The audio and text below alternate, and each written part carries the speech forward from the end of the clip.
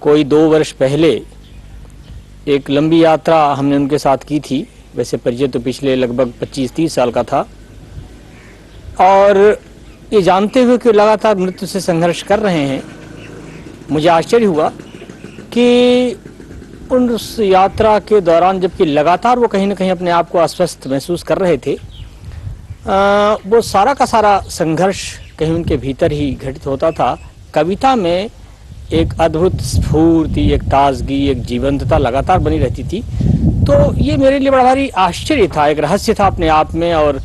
एक चुनौती भी सारी नई पीढ़ी के लिए कि एक आदमी लगातार मृत्यु का सामना कर रहा है और इतनी ताजगी और इतनी स्फूर्ति से भरी हुई कविताएं लिख रहा है और लगातार लिख रहा है। मैं समझता हूँ कि भवानी भाई की एक बहुत बड़ी शक्ति और ताकत,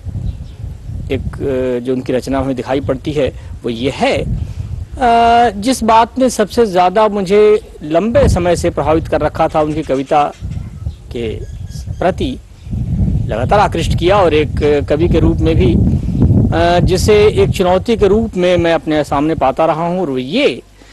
कि उन्होंने जनजीवन से जो एकदम सीधी सच्ची सार्थक बोली उठा ली थी,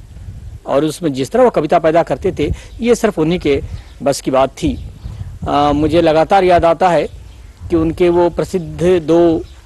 वाक्य, 2 पंक्तियाँ, जिस तरह तू बोलता है उस तरह से लिख, और उसके बाद भी सबसे बड़ा तू दिख, ये उनका आदर्श था, ये उनका मोटो था।